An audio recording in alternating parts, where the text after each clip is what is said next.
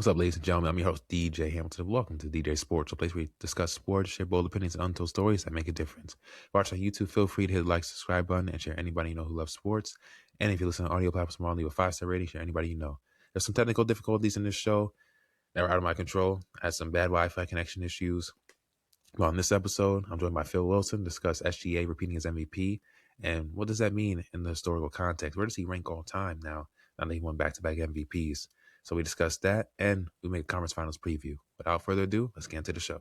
What's up, everyone? I'm DJ Hamilton, and you're tuned into the DJ Sports Show, where we give you the latest, greatest, and most exciting sports stories in the world of sports, from interviews to having people's stories heard and told. This is the DJ Sports Show. Let's get it!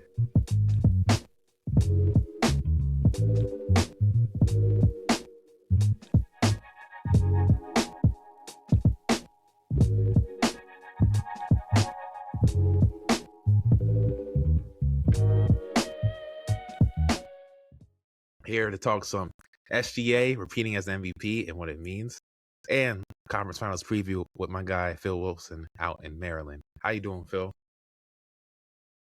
Doing good, bro. Thank you for having me. Yeah, it's been great to have you back on. I know it's been a few weeks. We've both been busy, honestly. So it's a pleasure to have you on, especially during playoff time. Now we're getting to like the thick of the Final Four, conference finals. SGA was just named MVP, so there's a lot of going on. And man, I'm looking forward to it. This conference finals, I think is going to be one of the best. We're getting to it later, but first I want to get into SGA winning back-to-back MVPs because he just became the 14th player in NBA history to achieve that feat. And that's no small feat. There's been thousands of players to play in NBA, and only 14 have won back-to-back MVPs. He joins active players who have done it, such as Stephen Curry, Giannis Antetokounmpo, Nikola Jokic, and LeBron James, who did it twice during his first tenure with Cleveland Cavaliers and as a part of the Miami Heat. And then retired legends in that club are Michael Jordan, Magic Johnson, Larry Bird, Kareem Abdul-Jabbar, Wilt Chamberlain, and Bill Russell. So when we talk about SGA, we're not just talking about a guy who's just a superstar anymore, man. We're talking about someone who is a historic legend in the sport of basketball, and he's only just entering his prime, still in the thick of his prime. He's only going to be 28 this year. And his game is predicated off skill. Whether people are mad about his foul baiting or not, it's undeniable that this guy is skilled in the way he gets to the basket, the way his mid-range game is so elite and proficient. And when he gets hot, when his three-pointer is going, he's unguardable. There's no one that can stop him. It was his fourth straight season, finishing top 5 MVP voting. Joined Jordan as the only player to average 30 or more points per game, shoot over 50% from the field for 4 straight years. And if you want to be an MVP, it takes consistency, always being consistent, always showing up for your team in big moments. And this is a guy who has done it. And he's the 5th guard ever with multiple MVPs. The only other guards that ever have multiple MVPs are Stephen Curry, Jordan, Magic, Steve Nash, and now SGA. That's the list. And one thing I also want to mention, like, now that SGA has won back-to-back MVPs, where does he rank amongst the all-time great guards and players in general? Because now I think that he won back-to-back MVPs. This puts him into another stratosphere in terms of with the legacy talk of where he ranks among the greats. I think this puts him now in the top 25. And I remember saying this back in October on my TikTok thing that went crazy, where people were saying, "Oh, is he better than Dwayne?" They thought, "Oh, I think because I said it's crazy because they think I was saying he was better than Dwayne Wade," and I was like, "Yeah, if he wins MVP and a chip again." I don't know if it's some uncomfortable conversations being had. And that's why a lot of people were getting tripped up. Just like I got tripped up right there because I was losing my train of thought. I'm just like, that's how good SGA is. And I'm a big Dwayne Wade guy. It was very uncomfortable for me to say, oh, SGA, is he over Dwayne Wade? I had to really think hard about it. And I'm just like, man, I had to really look back. I'm like, okay, he's done this. Dwayne Wade hasn't done this. And if he goes back-to-back, only LeBron and Jordan have back-to-back MVPs and Finals MVPs in NBA history. I'm going to put Bill Russell up there because he obviously would have had it too. So those 3 players, like, that is ridiculous company. And in terms of guards, man, the only guards I would definitively put over him right now, all time, is Steph, Jordan, Magic, Kobe. And probably that's it, man. I think he might be the fifth best. I think we're getting to that conversation now. Like, I think people are going to have to really start putting respect on his name. And then another question I want to ask you, is this officially the start of the SGA era in the NBA? We're talking about a guy now. They've been the number one seed in the Western Conference for 3 straight years, back-to-back seasons now. I think they've won over 60 games, back-to-back MVPs. He won the championship last year. I think he might be the best player in the league right now, surpassing Jokic. Like, Jokic, I don't think has that crown anymore. He lost that crown, especially after losing the first round. It's between SGA or Wemby. Whoever wins this series and plays better to me, I think that best player in the world title's going to go to them. Whoever between those two, whoever plays the best in this series, it'll come down to this. We pass that belt to them. I want to ask you, is this officially the start of the SGA era? That was actually going to be my point, and you took it right out of my mouth. So this Western Conference Final will dictate that. The better person to ask that, probably the best person in the world to ask that, is Wembanyama, because just like you say, this conference final will dictate that. If Wemby goes on and beats the Thunder, and gets to the finals, and most likely will win it, because I see the winner of this championship being the winner of this conference final, Western Conference Final. So this conference final could dictate, at least at this point, a lot of legacies. You know what I'm saying? As far as who era could it remain? To me, Shai era has already started, because he's won championship, he won MVP. You know what I'm saying? He's that dude, number one player in the league. But Wembanyama at 22 years old, I believe, if he gets to the finals, I mean, it's gonna be in the league for a very long time. I mean, to the point where you're only factoring in health at that point.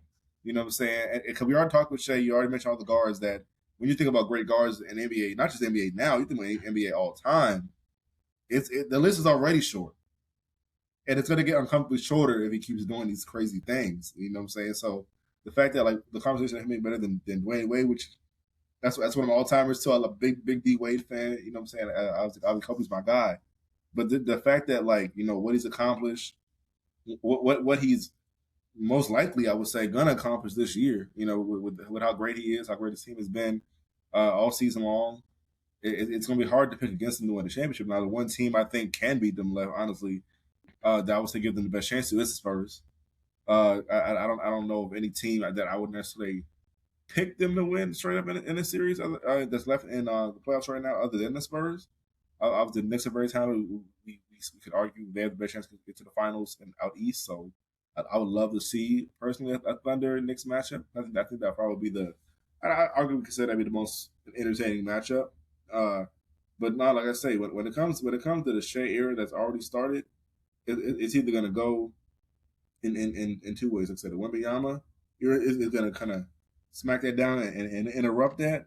But with the special part about the Shai era, what makes it even more special to me is not the fact that, like, okay, you can go back to back, but also the era you go back to back in. Because we think about NBA history, right? We got, obviously, Bill Russell has 11. We got Kareem, he got 6. Jordan got 6. Kobe's got 5. Tim Duncan's got 5. In this era, we've seen a pattern where, like, and think about how we're going to look back on this era, right? There's going to be a lot of great players that, like, they might be better than some players in previous eras, but they're not going to have the championship to show for it. Giannis is not going to have. I mean, we hope Giannis could get another one, but right now he's stuck in one. Jokic stuck in one. You know what I'm saying? We haven't had a multiple-time champion since 2018 with the Warriors. Haven't had a 3-time championship since since Kobe and Shaq in 2002. You know what I'm saying? So it's been a long time since we've seen one a dynasty. And a dynasty that we compare to previous eras and things like that. So with Shai being able to do that, if he is able to do that, you put him in a special category because of the fact that, like, not only have you hit that multiple championship mark, but you hit it in an era where it's arguably the hardest to ever do it in, because of the second apron rules and just the way the talent of the league, things like that.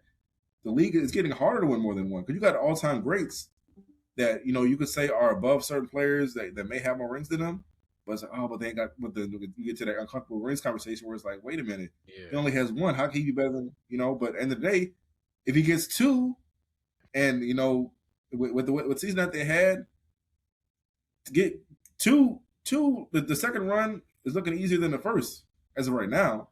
You know what I'm saying? The only team that we see really standing in their way is the Spurs. So it's like the fact that he get 2, and then if you beat Wemby, you know what I'm saying? So and he's the only really guy standing in your way. You know, unless the Spurs get better, because the Thunder got the 12th pick in the draft. You know, coming into this year, and they already got a talented squad. Obviously, going to think about who they're going to bring back.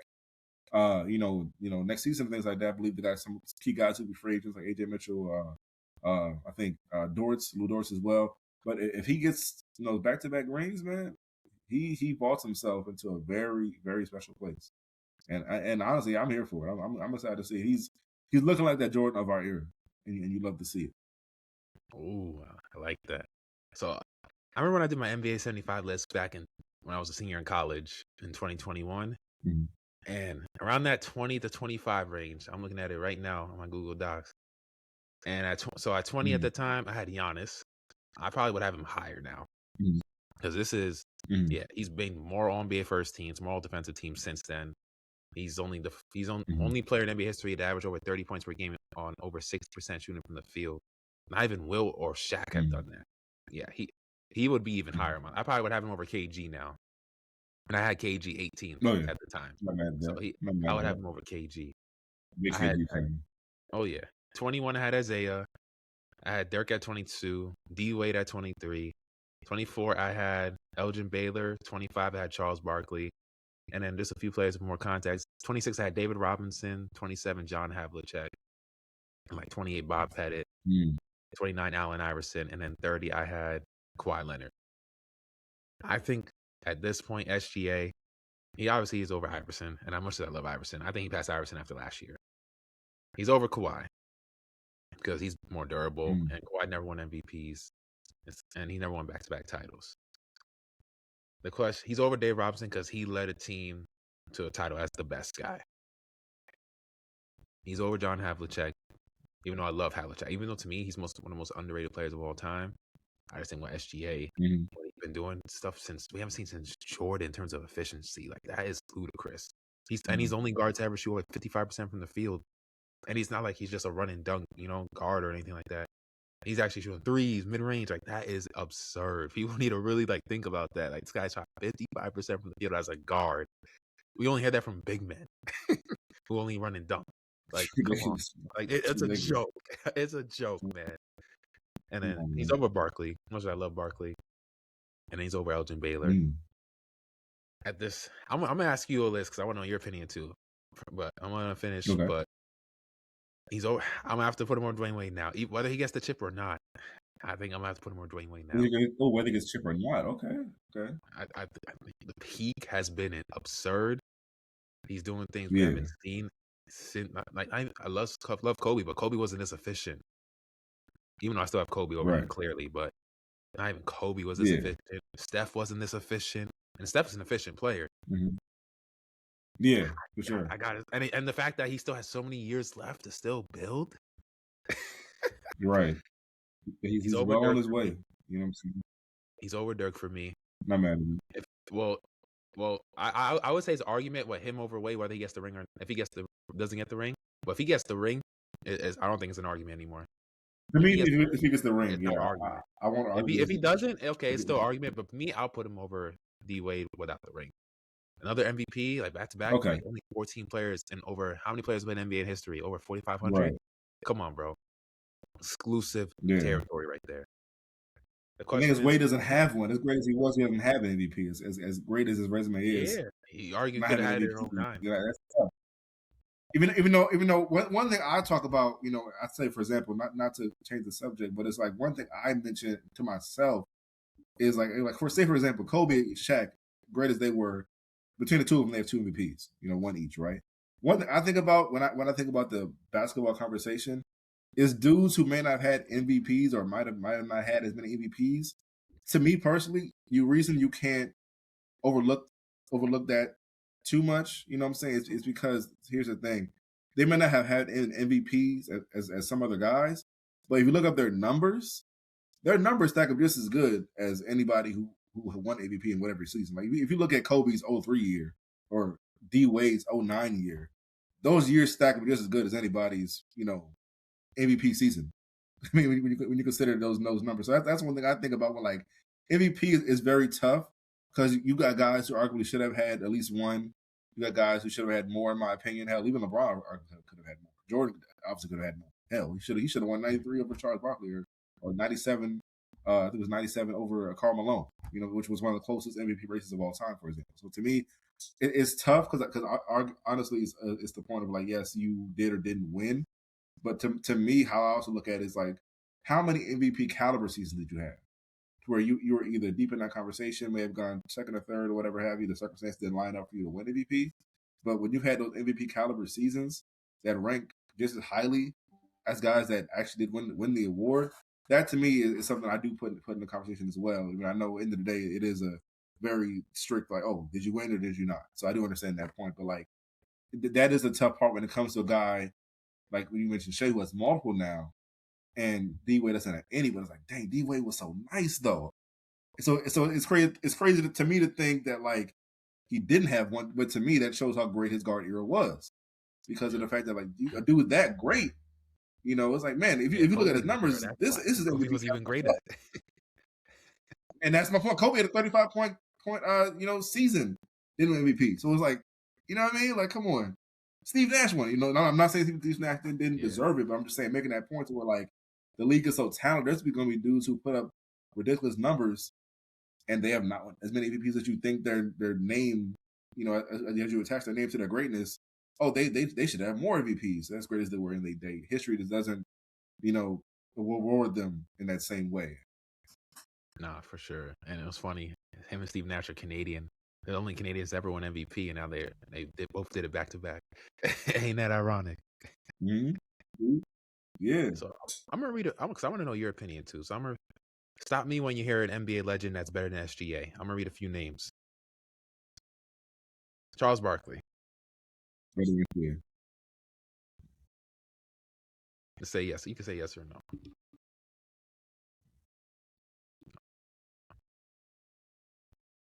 David Robinson.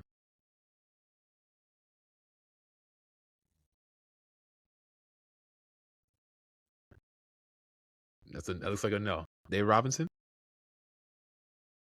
You said David? Nah, I'm quiet. I love him though. That's why I have to make. I think, yeah. No. You mentioned Elgin real quick. My dad is a big Elgin Baylor fan, and me and him had gotten the dog fights arguing about because he loves Elgin Baylor because my dad's old head, right?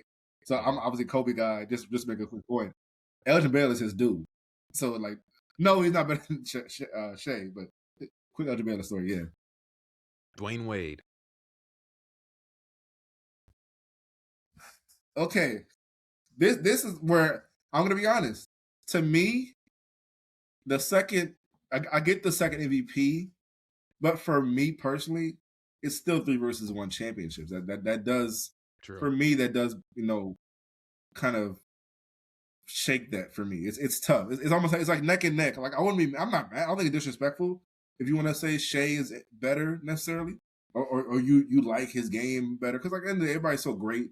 You're kind of just it's like picking hairs at this point because everyone's so great. It's not disrespectful to say one has maybe certain things you like better than the other. Because I don't want to make it seem as if like when you pick one player, it means you hate the other. My main point is for me, if we're gonna talk it, the separation being about let's say championships, right? And not saying you're saying that, but just for sake of argument. D-Wade has 3. And the one thing I factor is, this is not disrespect to LeBron, but LeBron came to D-Wade to win his rings. He needed a guy to help him win. Obviously, the level of talent of D-Wade, but D-Wade wasn't ready a champion coming to LeBron coming to Miami. So he helped one of the greatest players, in some eyes, the GOAT, win his first 2 championships. So to me, that factors in with D-Wade's greatness as well. He had to have, arguably the greatest player of all time, join him just to start really winning.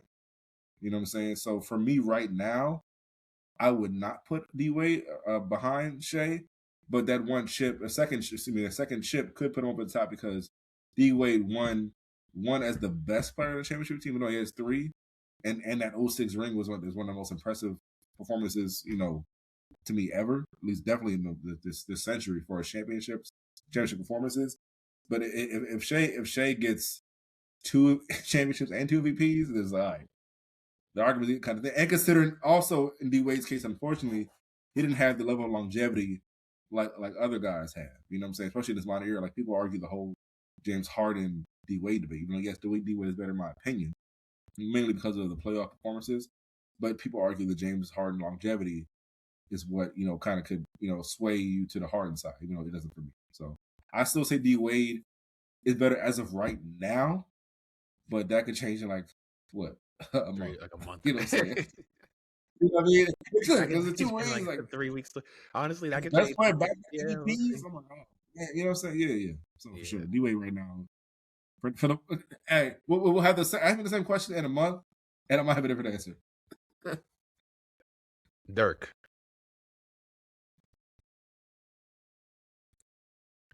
Oh, Dirk Nowitzki.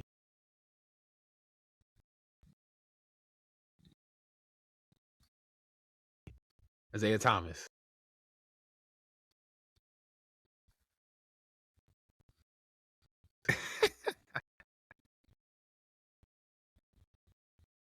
I'm biting my tongue.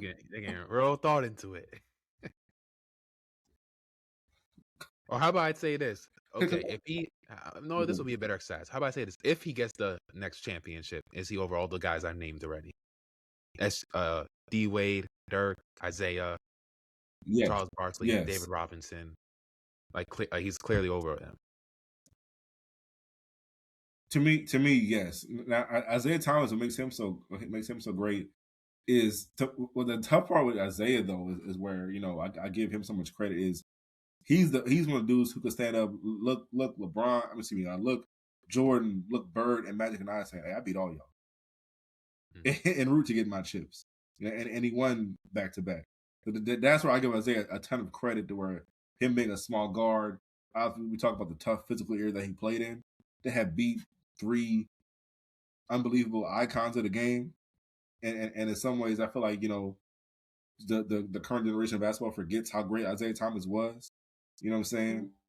Because we give so much credit to the Jordan and LeBron, Jordan, the Magic and Birds of that era, to where it's like, oh, man, Isaiah Thomas, man, he had a run.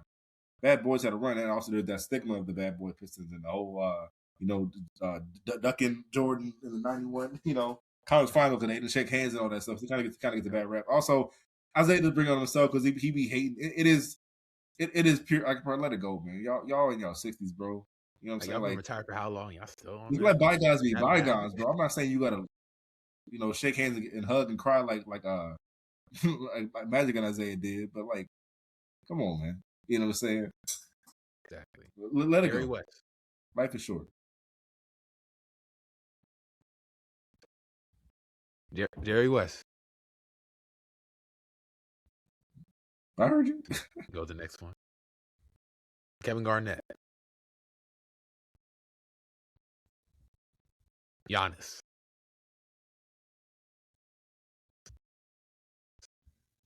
Jerry West. If he gets another ring, is he over those guys? Oh, he said, yeah, okay. Oh, yes. I would say he already is. The guys you just mentioned. You said, yeah, I would say he's over those guys. I don't mind. Carmelo. Dr. J. I got to speak on Dr. J real quick. Because I'll tell you this, from when I grew up watching basketball, like I mentioned, my dad being an older guy, is when he knew I was a basketball fan, like just loved playing basketball, he made sure I knew the history of the game.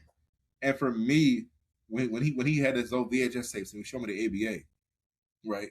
Dr. J was a dude that I really became a big fan of at a young age. A little kid knowing Dr. J, like I'm one of his biggest fans. Like I was born in '95. People forget how good Dr. J was. If you combine his NBA and ABA points, he's got over 30,000. He has 3. People forget that. And over like 4 MVPs. 3 championships too.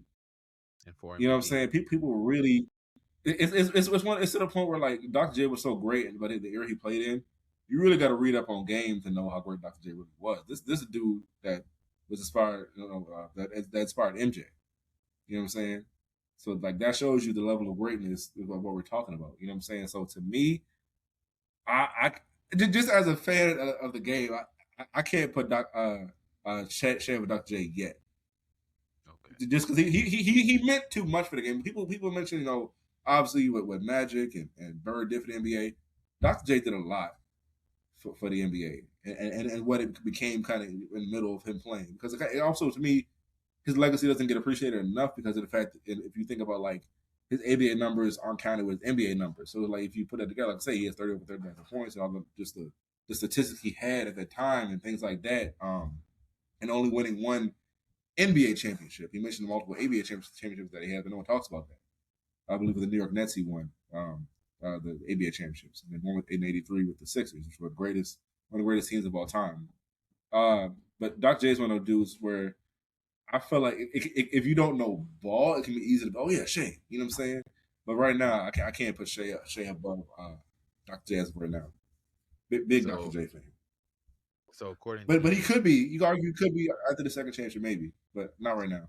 So based on my list from back then, according to you, he would play 16th all time if he completes the back-to-back. Over Giannis. I'm not mad at that. Jerry West. I'm not mad at that. Okay. Because at I think it's J 15, I had Oscar 14 at the time, and then I had Steph. This was before Steph won his ring in 2022, but now I have it in like 12th. I still have Steph over him, KD, and then the usual top 10, 11. You know who those guys. We all know who those guys are. Real quick, you said Steph right now isn't in your top 10? Oh no, I said he's in my top. Like 12. right now, he's in my top 12. Oh, he's like 9, 10 for me, bro. As of right now, I don't know. I don't have Steph in my top 10. I'm like one Finals MVP. I mean, I'm not mad because everybody's so great, like 10, 12. Like it's not like it's crazy. If you really think about it, but ever since they named Finals MVP, because Wilt and them didn't have the award really then. Everyone, everyone that got to have the Finals MVP throughout the entirety of their careers, they have multiple. Yeah, you know what I'm saying. So it was I love Steph, and then I don't. And then defensively, he's still solid, but all the other guys, maybe except for and that's the thing. I mean, except for him. That's why I'm not mad at you. Everybody you think about this top 10. Everybody else was.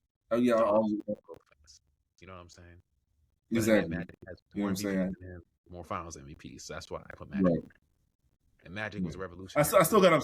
Oh yeah, second greatest point guard easily. I got Steph second best point guard of it. Yeah, it's not even a question. That's not a question.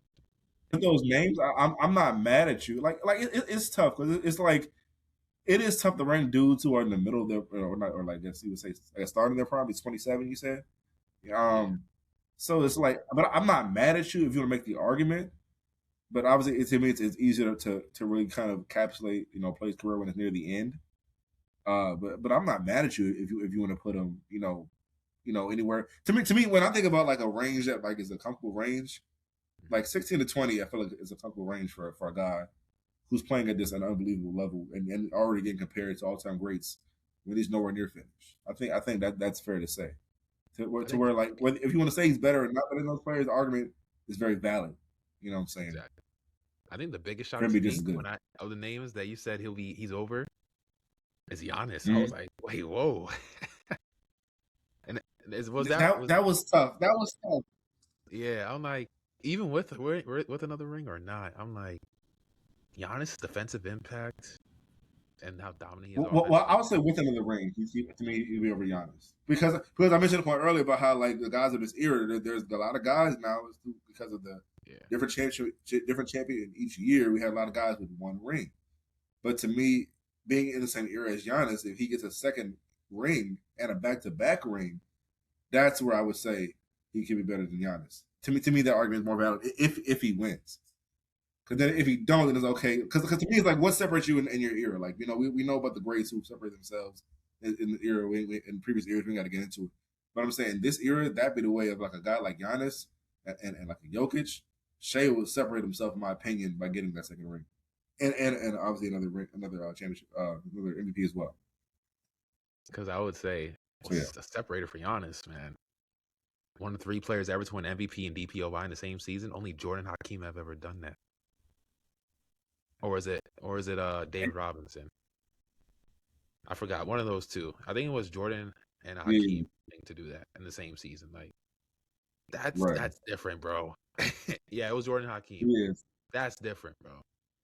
Like, And then he still puts up the same offensive production that Shai does. He still gives you 30 plus. Mm-hmm. And he gave us one of the greatest finals performances we've ever seen in 2021. His finals performance was more Only iconic than Shai's last year. Oh yeah, only thing with Giannis though, these last couple of seasons though, has been injuries been piling up. He's lost in the first round multiple times. You know what I'm saying? Even though I don't blame him for it, they lost to an 8 seed in the Miami Heat. You know what I'm saying? So just like a couple of things where it's like he hasn't his resume is amazing, and I love him as a player. But as far as just how far he's been able to bring his team, like it's been part of bad luck to me. You know what I'm saying? Like losing Damian Lillard to a torn Achilles, and he gets what's it called? His contract got stretched and he got traded to the Blazers. You know what I'm saying? So it's like, man, like it's to the point where like I hope Giannis gets a second act on another team. I'm not sure what team that could be. I've heard a bunch of names of where he might go, but I hope Giannis gets a second act to like really have a chance for a second ring. Because to me he's so great. He just deserves that chance for sure. Because to me the Bucks, it's not to get on the Giannis rant, but to me the Bucks, it's equal parts. The Bucks need to move on. Y'all got to start y'all rebuild now. To me, they should have traded him this in the season. They should have traded him during the season before trade deadline. To me, but to me, it just makes y'all are at an impasse, and Giannis should move on, and Bucks should move on. It should be equal. No, definitely Separation. Now let's get into some conference finals preview talk. Speaking of SGA, we got the Spurs versus Thunder in the conference finals. First, this is the matchup we've all been waiting for. Everybody's been talking ever since like the December Christmas game and how the Spurs kind of gave the Thunder trouble all season. Everybody's like, oh, we want to see this in the conference. Number 1 and number 2 seed. This is the first matchup in the series between two 60-win teams since the Warriors and Spurs in 2017. And it's the last time the top 2 seeds squared off in the conference finals was back in 2018 when the Rockets faced the Warriors that had Chris Paul, James Harden, Trevor Ariza, and those guys going against KD, Steph, Clay. And, when Chris Paul gave us his famous Curry impression with the shimmy, that was that series. only to lose the series. Unfortunately, he got hurt, but yeah, that was the last time we had the top 2 seeds square off. And this series, and we know, Spurs had the 4-1 record against OKC. They won the NBA that semifinal cup game, and they had their number all season. But I got a few notes here in terms of what the Spurs need to do. But one of the underrated parts of this season, people forget, like, Victor Wembanyama, there was one game, I think there was a few games like that, especially that Christmas game. He was coming off the bench in that game, and the Spurs were able to hold their own against a fully healthy Thunder team. But still, the fact that you still have your top 3 guys and still the overall depth in the roster, you were able to win in OKC on Christmas Day in a primetime matchup. That speaks volumes of this team. And I think they've only gotten better since then. We've seen them grow during the postseason. And, Chet Holmgren, that's someone he does not like. He's going to try to go at him. And people are underestimating this part, and I'm going to say it now. The fact that he knows that SGA won MVP now, he's going to take that personal because he thought he was MVP. Mm-hmm. We know Wemby. He takes stuff personal. He's going to go out and show everybody in the world why y'all made the wrong decision. Even though I know it's a regular season award, he's going to show y'all, oh, y'all don't think I'm an MVP? Watch this. And I think he's going to dominate this series. Holmgren, he struggled against the Spurs this season. 10.5 points per game, 38.7% shooting from the field, minus 16 overall in box plus minus in the 4 games. And the Thunder lost 3 of those 4 matchups that he played in. One thing about Wemby, the length and his mobility, he clearly can bother Holmgren offensively. And that's something he hasn't had to really go up against in this postseason. And the Thunder in general. The Phoenix Suns, they were an overachieving team. They didn't match up well against them. Like, we knew they were going to breeze by them. It was the Suns weren't in no conversation for being a true contender. They haven't faced a true contender. Even your Lakers, much as the Lakers, I know your Lakers, they were playing without their best player. Luka was on the bench in street clothes with a hamstring injury. And the Lakers don't have the size to match up with OKC or the athleticism on the wing. The only team that can give them trouble is this Spurs team. And I want to see how they match up against them because they've had it easy. I ain't gonna lie. They've had it easy this postseason. They kind of been coasting. They haven't even lost a game this postseason. I want to see them get challenged a bit when they face. I want to see them face some adversity. I want to see them, when they're down 1 or 2-0 in a series. Like, okay, we lost the game. Okay, we gotta see this. We gotta answer back because they've had it. It's been a breeze. It's like they're in Cancun, but in the playoffs, I'm just No, like, what is no, for this? real. So, and then Wemby during the course of the season, he gave you 18 and a half, 9 rebounds, basically 52, 62, 64 shooting splits in those 5 games against the Thunder, and had a plus 50 overall in the matchup. OKC, I think it's going to struggle against Wemby's versatility on both ends. That's one thing I'm looking forward to see, because Wemby, he just brings a whole universe of different problems you got to go up against on both ends of the court. The Lakers don't have a big man who could shoot from the outside like Wemby, who could put it on the floor, drive to the rim, and no one near his defensive abilities either. He's the clear best defender in the league. Some people are even saying of all time. And honestly, I have no problem with that. The stuff I've seen him do, I've never seen anybody do. I've watched a lot of Hakeem highlights over the years. Anthony Davis, Kevin Garnett. Some of the things he does, I've never seen them do. And we even have Stan Van Gundy who said it. And that's someone who's watched basketball for years. This guy's geometry defensively is going to display so much different matchup problems for OKC. They're going to have to really adjust their game plan. I think what OKC is going to try to do, they're going to have Chet Holmgren. He's an elite 3-point shooter. That's something I think that's going to be an adjustment that the Spurs are going to have to try to really make it tough for. Because Chet is an elite spot of shooter, and the Spurs, like Wemby, he didn't have to deal with that in the Gobert series with the Timberwolves. Gobert's not a threat outside. I know he had Jaden McDaniels and all that, but that was never really his matchup consistently. And then in the first round series, he was guarding Donovan Clingan and stuff like that. How does that work in this upcoming series? And that's going to take him away from the rim. And then that's going to allow the OKC Thunder to be able to have easy driving lanes going to the rim, because you take your shot blocker out of the rim now, because now you have Chet Holmgren, whose ability to space the floor consistently causes Wemby to have to go out, because he's a threat. You have to respect him out there. Chet's a good 3-point shooter. Same with Jalen Williams. So those two guys, he's going to have to go out and try to contest the shot. It's not going to be as easy in like the former series playing against Randall and Rudy Gobert, Rudy Gobert obviously is not a 3-point threat, and Randall, he's kind of inconsistent from 3. He's not really known as a 3-point shooter. So that's one adjustment I'm looking forward to seeing. And I think one thing the Spurs are going to have to do, I think they're going to have to experiment with that 2 big man lineup they kind of deployed at certain points in the game during the course of the regular season against the Thunder. Wemby and Cornette. And one of my main reasons for that, the Thunder have 2 7-footers in the starting lineup, Chet and Isaiah Hartenstein. You're going to want to have Cornette out there to take some pressure off Wemby. This prevents Wemby from having to take such a physical beating on the interior, especially against Hartenstein, who kind of has more girth to him than Chet. And then if you have Cornette out there, that's another guy who provides extra rim protection, rebounding presence. He brings some physicality in the paint as well. I would match up him against Hartenstein and allow Wemby to play against Chet, so he doesn't deal with so much physicality, because he's your offensive go-to engine. So you want him kind of fresh on the other end of the floor. And then the screening offensively. And then this allows Wemby, I think, to become more of a roamer defensively. He doesn't have to worry about, okay, if he goes out to the perimeter and try to guard to contest a shot, you still have Cornette down there in the paint to contest as a 7-footer. You know what I'm saying? And then play as a weak side help defender, disrupt passing lanes and rotations, and preserve energy offensively. So I think they're going to have to, play with that lineup a little bit, because they did use it during certain parts of the season this past year against the Thunder, and it worked effectively.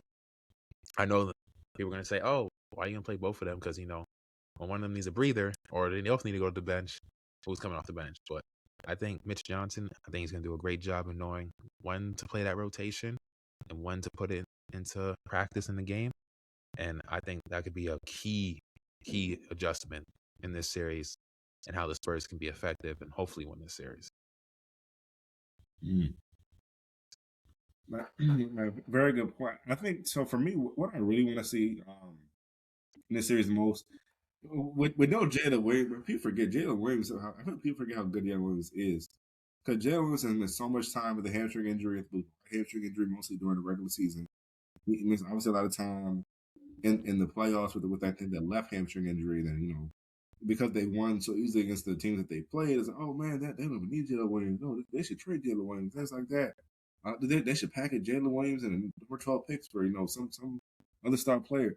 Man, I don't think they beat the Spurs, if they're going to beat the Spurs, without a healthy and effective Jalen Williams. To me, when you have such a great team, and obviously you have the MVP, back MVP, to me, certain guys, you might not need them as much in the regular season, but you don't win a championship.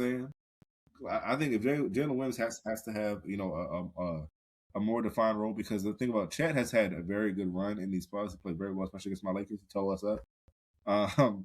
But I think when you mention Chet's ineffectiveness against the Spurs, I think we know how Vic loves to go at him. He gonna make sure Chet don't go off. He's going to have two nemesis in the series. Chet, who you know what I mean? him in 19, and then SGA taking his MVP. Oh, he's coming. I'm telling y'all. That's what I'm saying. But to that point, okay, Shai gonna be like, "Hey, who's my man? I need backup." You know what I'm saying? To me, it's got to be Jalen Williams. If they're gonna have a chance in this series, and right now, they're my pick to win, because I right now I would say I Thunder Knicks as my finals pick. And then we got mentioned the whole Shai versus Wemby era. To me, this would be Shai marking his territory, and again claiming his era. You know what I'm saying? But before it becomes Wembyama, because that is only a matter of time. You know how great Wembyama is. But for the Thunder to win, again, you need a healthy Jalen Williams. I'm curious how rusty he might be coming off that knee injury, the hamstring injury that he's had. Again, most of the season. I've heard some news this morning that he's gonna be available to play Game 1, which is great, because I want to see the team at full strength. I do hate, not that say Mats and the Lakers, we didn't have Luka. That didn't matter. We're probably gonna get beat if not swept anyway.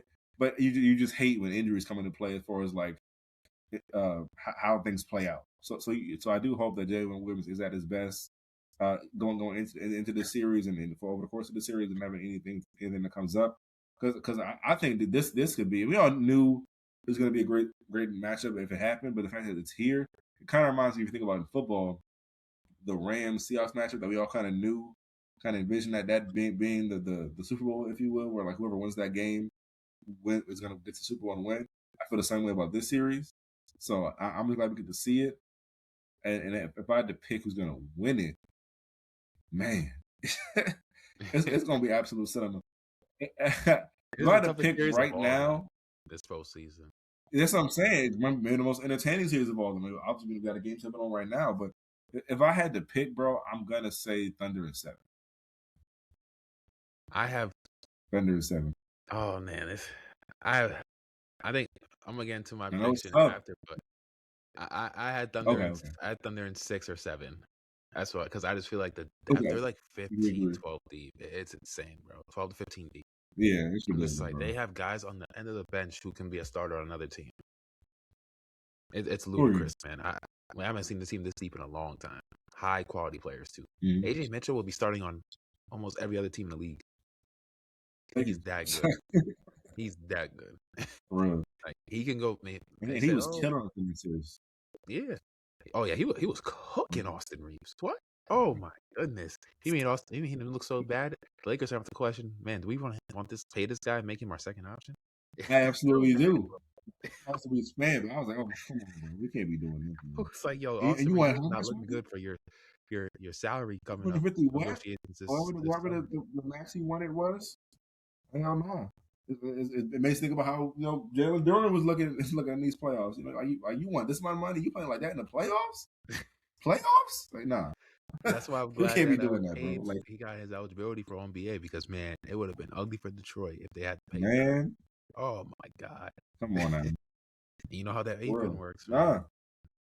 Hell yeah. You know what I'm saying? You know how asinine that sounds? It ain't no joke. Yeah. For real, bro. I'm just like, they better fix that 65 game rule.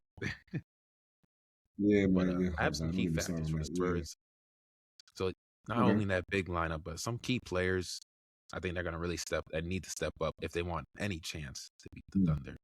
Even regular season and playoffs are two totally different beasts. I know they had their number, but I hope this is a young team that knows that, okay, regular season is a totally different ball game than postseason. And one guy I have is Stephon Castle. He will be one of the biggest swing factors in this series. And to me, if he shoots like how he did in Game 6 against Timberwolves, I was looking at Castle. I'm like, is that Steph? Call him Steph instead of Castle, because he's a marksman from downtown. This guy couldn't miss. I was like, 5 or 7 from 3. I'm like, if he's gonna shoot like that, Thunder, bye. Because I know Wemby's gonna do what he needs. But if Steph Castle's doing this and he does it consistently, you have to respect it from the outside. And then not only will that help him, his teammates, that's going to open up driving lanes because they're playing him for the drive. That's his main game. That's his bread and butter. He's a physical guard, athletic. He loves and embraces the physicality. Him, Dylan Harper, they love embracing physicality, and De'Aaron Fox to a degree. But I think Castle and Harper, they have a stocky build to them, and they love to embrace that physicality. If those two guys can knock down shots from the outside, it's going to open up their offense entirely against the OKC Thunder defense. This is a defense that really knows how to cause turnovers. And another thing, well, Castle, he's going to have to slow down those turnovers, man. There was one game against the Thunder this season. He had 6 turnovers, and he averaged over 4 turnovers, around 4 turnovers per game against the Thunder in their series in the regular season. So that's something he's going to have to improve. He shot 42% overall from 3 through the 5 matchups against the Thunder. So if he could do that and give you that offensive production and elite defense, I know he needs to be smarter with his fouls because sometimes he picks up these ticky-tack fouls, trying to be too aggressive on the ball handler on the other team. I'm just like, yo, your team needs you. You're like the second best player. We need to, be smarter when it comes to fouling and stuff. There's some fouls he be doing sometimes. I'm like, it's not a smart foul. You already know you're in foul trouble, and then your team needs you on both ends of the court. So I hope he knows that because this is a team you can't mess around with. This ain't the Blazers no more. This ain't the Wolves with an injured Anthony Edwards. These are the defending champions. You got to bring your A game all the time and be there mentally. You got to be locked in, or they're gonna run roughshod on you, man. And they're not gonna show no mercy. You got to go out and earn it. So I hope he could cut down the turnovers and be smarter with his fouls because he be picking up foul trouble quick. I'm like, yo, and some of the fouls, I'm just like, man, scratching my head. I'm like, come on, you're smarter than that, Captain. Come on. So he's one player. The turnovers are gonna be key for him. The outside shot, and then just being smarter with his fouls. And then I want to see him make quicker reads on the offensive end. Don't force passes. Stay composed against OKC's defense. Because sometimes he has some silly turnovers. So that's one player I'm looking forward to see how he plays in this postseason against the Oklahoma City Thunder. Because if he plays well, I can see the Spurs defeating them. Because I'm sure the Thunder are favored in this series. Maybe slightly, because Spurs are the only team that really gives them trouble this season, but I'm sure the Thunder are favored. And then we have De'Aaron Fox. You're the veteran. They traded for you. You're expected to be the veteran presence. You're supposed to be the Robin to Wemby's Batman. There are times you look like you're the greatest thing on earth. And other times I'm like, yo, where are you? It's like I'm pretending to put my binoculars on. I'm looking for this guy on TV. I have my eyes. I'm like, bro, is De'Aaron Fox? Where's Swiper? I'm like, where is he at? Swipe with no swiping ain't. Where is he at? So I need him to be consistent.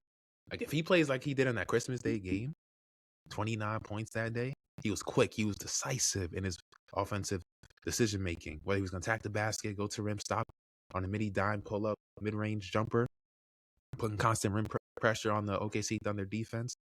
If he plays like that, they can win this series. They can win the chip. If him and Castle do those two things I mentioned this series, and I can see them win the chip. If they do this throughout the rest of the way, they need to do this better. He needs to play at his best.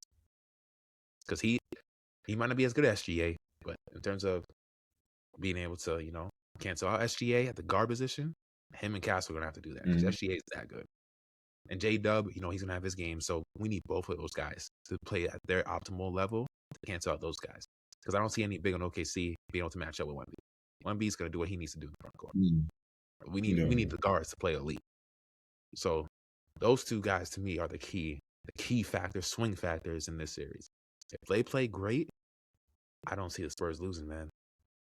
If they turn the ball over, they're not hitting outside shots, and OKC can sag off them. And San Antonio, they love to get on the fast break. They love to utilize that youth, that athleticism. Same with Dylan Harper. All those three guards, they love to get on the transition. They love the physicality, love getting to the rim, put rim pressure. Is the best one of the best defenses, if not the best defense this season. This was in OKC. And one thing also I want to mention, Spurs have the best defensive rating in the playoffs. Thunder have the best offensive rating. So here you go. In the playoffs, going to see the best offense against the best defense. This is why everybody's so anticipating this matchup. That's why it's been so hyped up. Anticipation for it has been building up now for the last couple months. And now we finally got what we wanted. It's like Christmas, but in May. Not for real, yeah. That's what I'm saying. So, yeah. Yo, Spox, when you need to speed up the tempo, speed it up. But when you need to slow down the offense, slow it down, get into your bag, run that pick and roll with Wemby. Because that pick and roll with him and Wemby, it's like Castle and Wemby. That pick and roll game is dangerous. I feel like when those two guards run the pick and roll with Wemby, it's like, how do you guard it? Especially if they're hitting the outside shot. Because it's like, oh, we don't want to give Wemby the lob, but at the same time, they're knocking down their shot. They hit their first 2 threes. Yeah. And that's why it's so important for them to hit their Absolutely. threes. When you saw when Castle was hitting his threes in that Timberwolves game, the Timberwolves was like, oh, damn. Oh, yeah, this ain't going to be good. So, yeah. Yeah. If they could do it, I agree with you, man. First losing, man. I mean, with that guard trio now, if De'Aaron Fox can like I said, be more consistent in that regard, so those young boys, Stephon Castle and Dylan Harper, I love their game as well. They're gonna need obviously to be at their best. And De'Aaron Fox is the one I put the most expectation on because of the fact that he is a veteran player and like I mean, let's keep it a buck. He's been a dude who's been waiting for this moment. He's been in the doldrums with the Kings for most of his career. You know what I'm saying? But he's finally in a winning situation. Now he's with the Spurs in the conference finals. I definitely can see him showing out because like this is his first time being in the spotlight. So I definitely believe he should take advantage of this moment because like to me like when you think about like that guard trio, you made that point already. Like he was meant to be the Robin, the Wemby's Batman, and what a better time to do it than in this series and this moment against one of the greatest teams of this with the way they're starting to separate themselves. If they do win, the Thunder will be that team that you'll look back on as a team that is the greatest team of this era. So like, hey, if you want to put a stopgap to that, De'Aaron Fox, this year moment because we know we're gonna get it for Wemby. So it just more so like, okay, how the other great players, are they gonna be great to go alongside Wemby's greatness or go alongside Shai's greatness? And that to me is gonna make the big difference in the series. And also Julian Champagnie, Devin Vassell, I need you guys to knock down your threes. I need you guys to knock down your threes because Game 6, yeah, Champagnie was knocking down his threes, but overall in the series, those two guys struggled to shoot the 3-ball. And that's what their specialty is. That's why they're out there to knock down 3-pointers and play hard-nosed perimeter defense. If you ain't knocking down your threes, guys, you're not beating this team. I'm telling you right now, you're not beating this team. Yes, Castle played great and everything, but we need our shooters as well. Champagnie and Vassell. We need you guys to be snipers from deep. That's what you're out there for. That's your job. If you do it at an elite level, I don't see you guys losing. If you guys could play like that, this series and if you get to the finals, I can see you guys holding that championship trophy in June. Let's see if you guys can do it, man, because this Spurs team, they've defied expectations. Coming to this season, nobody saw them making the conference finals. As much as I'm a Wemby fan, bro, I did not become number 2 seed. I saw them making the playoffs. Maybe crazy seed. I didn't see number 2 seed over 60 wins conference finals. They were ahead of schedule. Me neither. Way ahead of schedule. And they're only going to get better. Like Dylan Harper's going to get better. Wemby's going to get better. Stephon Castle. So it comes down to the role guys, Champagnie, Vassell, knocking down threes. Castle, hey, cut down those turnovers, man. The silly fouls. And also, make them respect you from the outside. Because if you do that, you hit your first 2 threes, they're going to be like, oh, okay, we got to guard up on him now.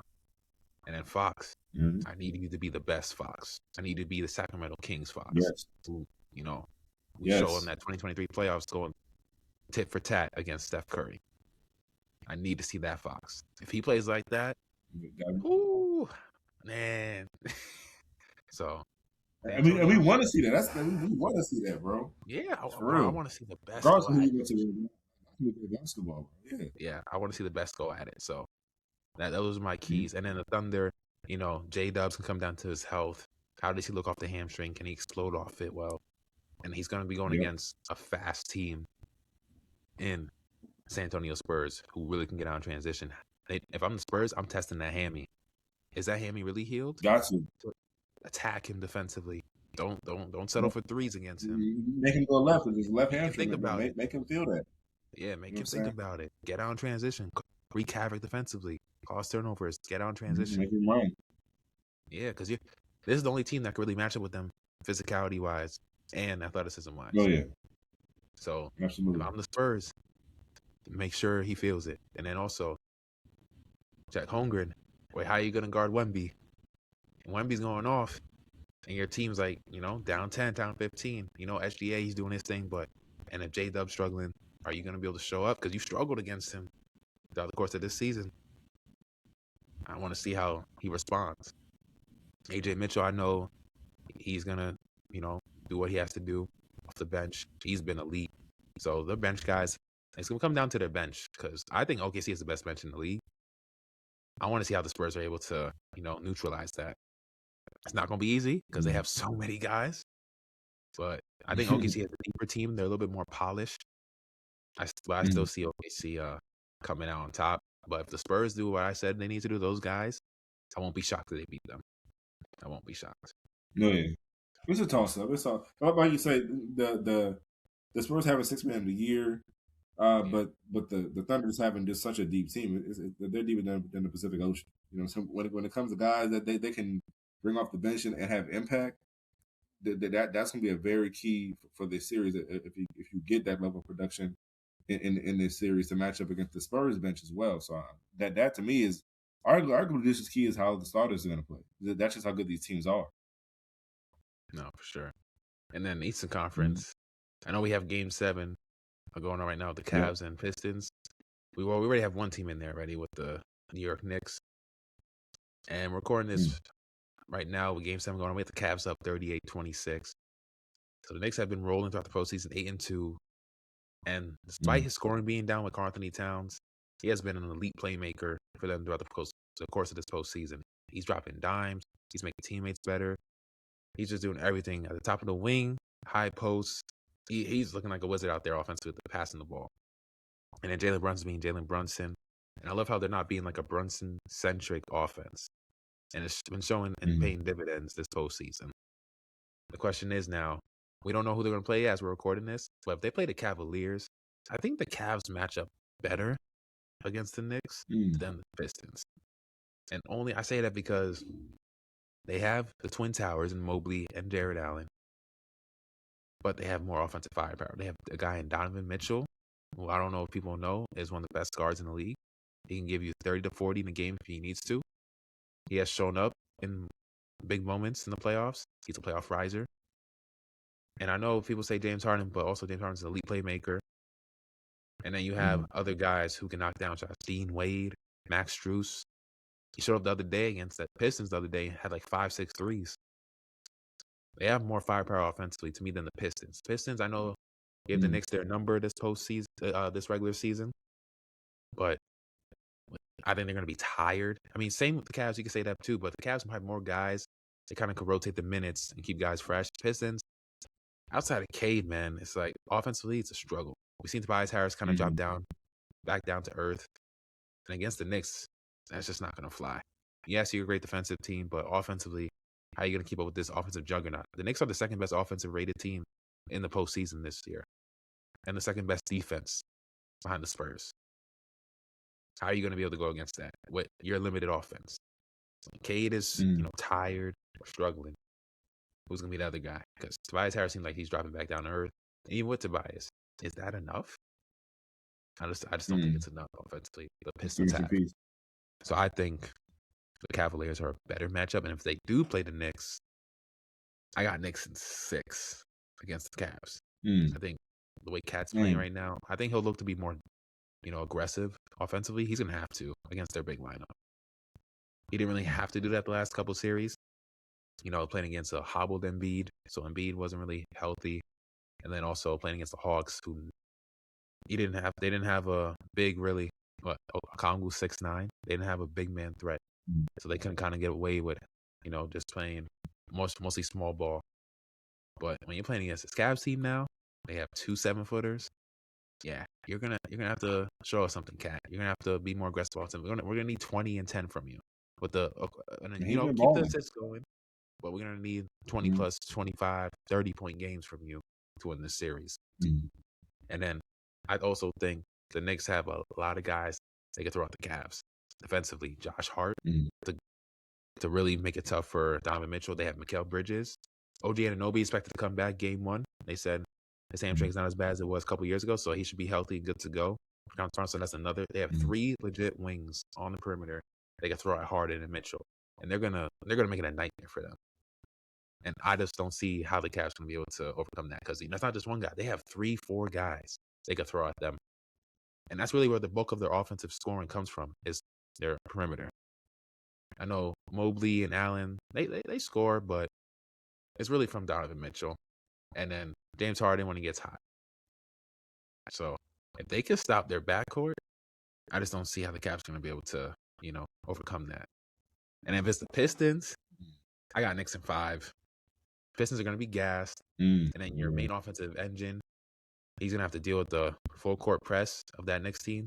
I know Josh Hart full court press him, OG Anunoby, and Mikal Bridges. They could throw all those 3 guys just at Kate Cunningham and force somebody else to beat you off the dribble.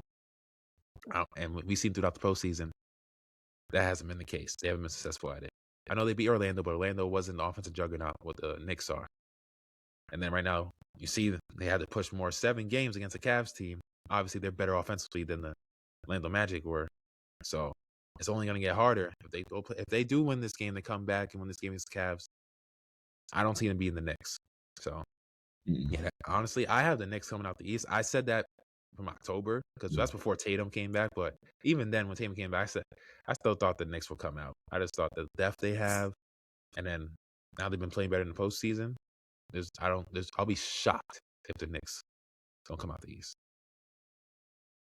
Absolutely, and you made a good point because I agree. I remember before the season started, the 3 teams that I was looking forward to seeing going to the season in the Eastern Conference because of the injuries to Boston. And obviously, we knew about the Bucks injuries. We knew about who else? Tyrese Halliburton, his injuries with Pacers. The 3 teams I was looking forward to seeing was the Knicks, the Cavs, and the Magic. And the Magic, I thought we were going to have a very exciting season. They injury issues as well. But the thing about the Knicks and Cavs, that probably is more entertaining matchup because the Pistons their offense, you could tell that they're missing a piece. And it's been more glaring in the playoffs. They're kind of able to hide it in the regular season. To me, either way, the Knicks are in a good spot from this standpoint. To me, the Cavs match up very well offensively. I don't think they have enough. The defense. I don't know how well it's going to be matchup wise against them. Now for the Pistons, even worse. The Pistons do not have enough offense to match up with the Knicks. So to me, it's like either way how you look, neither team I think can really would scare you enough to say, oh, the Knicks aren't coming to the finals. And then also that the advent of health with OG Anunoby coming back, being at full strength, playing either team. And right now, obviously, the Cavs are leading.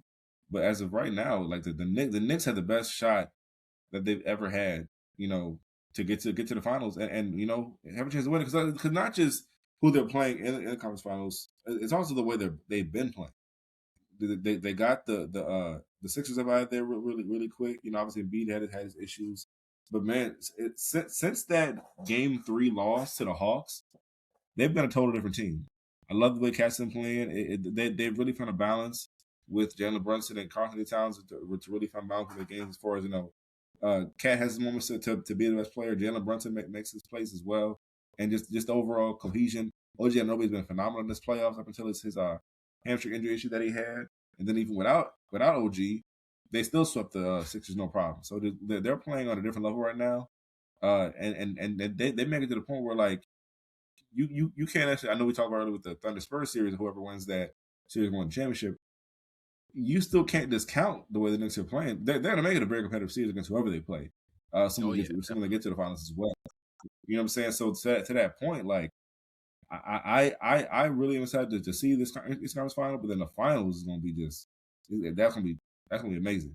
So like right now, as you mentioned, the games, I feel like the same as you. I see Pistons and losing in 5, same way that they win. The way it looks right now, they look at you great at home. To be honest with you, down 15. But Cavs still, I still don't have a big trust of James Harden in the playoffs. We know he hit some big shots in this series. You know what I'm saying? But still, overall, we know how James Harden tends to be in big time playoff moments, especially Game 7. Because I think in this moment, right now, he ain't doing a whole bunch anyway. So right now, Don Mitchell's the one playing some really good ball. So I just don't trust James Harden in the conference finals anyway. So Don Mitchell's gonna have to do a lot more. And then also, I love to see more from Evan Mobley. He gets on my nerves because he's so talented, but at times, it's like he leaves too much meat in the bone. He gets too passive at times. You know what I'm saying? To where like he just lets Don Mitchell or James Harden just do what they do, and it's like, like for the Cavs to be as great as they can be, player. That's how talented I believe this dude is. So you see glimpses of it. And it bugs you because, man, if you weren't so passive, damn, you know how good you would be, you know how good the team would be, how better off they'd be. It played up to your skill set, I would say.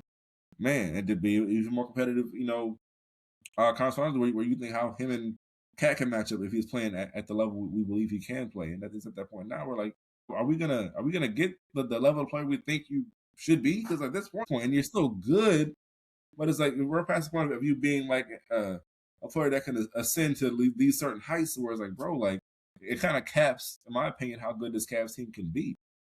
Because a couple of years ago, we're like, oh man, Evan Mobley's gonna be one of the best forwards in the league and things like that. And then he went to best player of the year, things like that. Hybrid of Tim Duncan and KG at the end of his rookie year. I remember that. That's what I'm saying. Like I thought at some point, like, are we the best player? If you was really playing like that dude, man, y'all could do something against the Knicks. But again, because all the factors you already mentioned, like Knicks and 6 seems too obvious to me because again, just how the matchups are.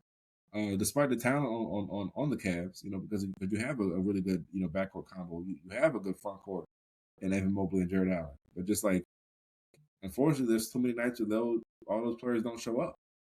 And I don't know if we trust them to show up and when it matters most in this conference final. If it happens, if they even get past, it's like we don't necessarily anticipate them doing what they need to really make it a series where you worry about the Knicks losing. Exactly. Nah, Evan Mobley, man. I've been watching him since he was in high school, and I remember the scouting report said, "Does he have the motor?" I'm like, whenever I hear motor questions, I'm like, oh no. The thing with Andrew Wiggins. That's the thing. Andrew Wiggins, I used to, because I follow high school, college, pro. I used to hear motor questions about Andrew Wiggins. I'm like, oh great, and look what happened. That's the red flag to me. Instantly, he should have been one of the all-time greats with his athleticism and talent. He should have been one of the all-time greats, but he just didn't have pride. He was just okay with being a good player. That's fine. You change your family's life. Your talent. You were compared to Scottie Pippen. You were compared to Tracy McGrady, Andrew Wiggins, and then Evan Mobley coming in. He was compared to some people said Anthony Davis. Some said Chris Bosh.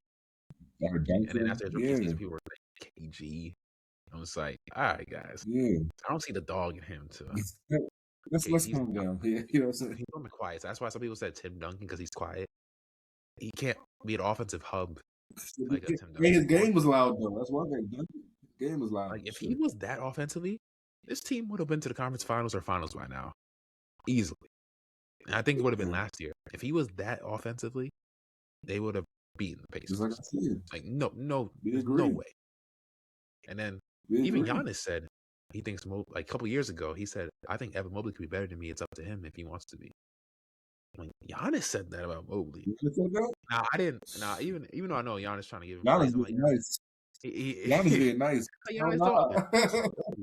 Let's see. I know he's trying to be nice, but let's stop. Giannis walking 30-12. I really think when we talk, how we talk about Wembanyama, we should be talking about Mobley at least the tier below, the second best young big in the league, but we don't because I don't know, he seems too passive offensively, and his defensive impact is not even overwhelming enough to overcome the that's the thing. It's not like he's on the Wemby level. Like even when Wemby has a bad offense game, like we saw in Game 1 against the Timberwolves, he was still impacting the game like crazy. 11 blocks, 12 blocks, whatever. Come on, man. It's ridiculous. What are we doing here now? Mobley doesn't have that type of stat line. He doesn't have that. He's still a great defender. but he's not on the Yeah. level of what. Like if you're not gonna give me the offensive production impact, at least give me more defensive Give me impact. something. Like sometimes I shouldn't be watching the game or looking at a screen and not knowing you're even out there at 7 foot. Like that should never happen. That's my first. You said Many games around the square I've watched, I'm like, wait, I forgot Evan Mobley's out there. I should not be saying that, bro. that should never happen, bro. Yeah. No. Especially as a third overall pick, your franchise cornerstone. Mm-hmm. You've been in DPOY only because Wemby had the blood clot last year. He cleared you. You only won it because he had the vein thrombosis. That's the only reason you won it. And you were an all-star last year. Yeah. And then this year, you didn't make the all-star game because, you know, stagnation. You didn't get better. So you need to look at yourself in the mirror like, yo, my team needs me to take a step up offensively if we want to get to where we need to get to. And we'll see. We'll see if they win this game because as we're recording right now, I see they're up by 16, looking like they're going to win this game. So, but you never know. Comebacks can happen. But as of right now, they're up. If they do advance, he needs to play way better against the Knicks because the Knicks are a juggernaut offensively. 100%. And him being a minus offensively is just not going to cut it. It's just not. So, Evan Mobley, he needs to step up. James Harden needs to play like James Harden and step up as well against if they do advance, play the Knicks. I can't be having 5-6 turnovers, James Harden, against the Knicks. That's going to cost you. That's going to cost you. Telling you. It's because the Knicks are a more polished offensive team than the Pistons. They have more weapons they could throw on both ends. So, yeah, man. So if the Knicks play the Cleveland Cavaliers, I have Knicks in 6. If they play the Pistons, however, if the Pistons do come back and win this game, I got Knicks in 5. But I'm not mad at that. That's the reason why I kind of want the Cavs to win. Because it's going to be a more entertaining series with the Cavs against the Knicks. I would say because it's Pistons right now. Right now, I'm looking at the score. I'm like, it's not looking good. Yeah, they're at home, no less. Yeah, and you're at home. You're number 1 seed. Like you have home court advantage. That's not a good look. No, but come on, man. And then if the Knicks play the Spurs in the finals, I think they have a better chance against the Spurs than the Thunder because the Spurs are inexperienced and they played the Spurs pretty well this year. But they played the Thunder. I don't see it being OKC. So I know the Knicks if they advance to the finals, I know who they're praying to win, and that's the Spurs. I know who absolutely. And they want to avenge that 99 loss too, so that's even more reason. Yeah. Oh yeah, I forgot about that. The Knicks have not made the finals since I've been born. They have not made the finals. I wasn't born yet. I was born to 2000. In my lifetime, they have not made the NBA finals. Oh wow, it's crazy. And last year was the first time they made the conference finals since I was born. So we Belden, New York, stand up. Belden, we're going the right direction. Okay, orange and blue skies. Yeah. I mean, I would love to see the Knicks win the title. I would love to go. That'd be great for basketball. Great if they win the title. I would take off work. That'd be legendary, bro. Like, hey, I got an emergency. I got to take off work. I would try to go to the parade. We got to. They're not getting today off. A Knicks championship? Come on, bro. Yeah, we might not ever get this again. You know how long ago it's been since the title? Y'all ain't won since, 73, I think it was? Come on now. Yeah, 73. My mom wasn't even born yet when they won. Yep. So I'm like, damn. Like, that's how long it's been. If they win, we got to go. But if they play OKC, oh, yeah, for sure. Like, damn, we get this far just to, man. As a Knicks fan, I can't imagine the agony having to go through that. Like, we finally get to the finals again. And then we have to play against, like, the next dynasty. Right, that's what I'm saying, right? Oh, dang, here we go again. Why? Oh, man. I can already foreshadow it, like, right now. If they play OKC, they're going to be like, it's going to be a long, like, watch Stephen A. on first take. He's going to be like, we get this far, and then, man, we got to play SGA. Oh, but so either way, making the finals though, like you can't stop with it because the fact that they've been in so long, like it's just making up. Even if they were to lose, just like Thunder or the Spurs, obviously they have a great lose to the Thunder because of the matchup. I would say just getting to the finals, bro. Because to me, they at least they have met that goal. Because I think most people had said because of Boston and other injuries in the East, this is right now. This could be their last chance of this era to make the finals, depending on how you look at it. Because of the injuries that they had going into the season to other teams, like if they at least meet that goal, they at least would have met that standard, in my opinion, regardless if they win or not. No, definitely. Which I give them credit for that. Before we end the show, I just want to give a shout out to Cat, man. People don't give him enough credit Yes. because he doesn't show up in the playoffs. Falling. People need to look at it. This is 3 straight years now he's been in the conference finals. He got traded from the Knicks. Come on now. That Randall trade. And they've been to back-to-back conference finals. And last year, and look how Randall's looking right now. They gotta get a number 2 because Randall ain't it. And they got traded for each other, bro. Yeah. He ain't it. And then back in 2024, he helped the Wolves get to that conference finals as well. They almost made the NBA finals. Yep. So we gotta give him credit, man. This guy helps teams win. Whether you think, oh, he might not be the biggest. Oh, he connected. But whether he not be the biggest playoff riser to you, but he does what he needs to do to help his team win. And 3 straight conference finals 100%. and being an integral part of those teams to help them get to conference finals as like the number 2 option. We gotta give him credit, man. So I just want to say that about Cat, man. Keep doing your thing. Man, yeah. Keep being the big purr. There you go. That's wild. Phil, it's been great talking some hoops with you, man. I always love talking hoops with you. Tell the people where they can find your work before we get off. Appreciate it, man. I always good talking ball with you, brother. Man, check me out, Wilson Way Sports Network, the blog site, man. Check me out, Wilson Way Sports Talk YouTube channel. Man, we run it up as well on LinkedIn. Follow me, Philip Wilson, as well as on Instagram. So just find me wherever you can. A lot of great content coming your way. Yeah, for sure, man. Make sure you guys all check out my guy Phil, and then you guys can follow me on DJ Sports Show on TikTok and Instagram, and DJ Hamilton 23 on Instagram and TikTok. DJ Hamilton 23 as well on Twitter. I'm your host, DJ Hamilton. Make sure you guys like, subscribe, share anybody you know who loves sports as we always continue to try to get better and enjoy the conference finals. It's going to be one of the best conference finals we've seen in a long time, especially on the Western Conference side. It's going to be incredible. I can already see it.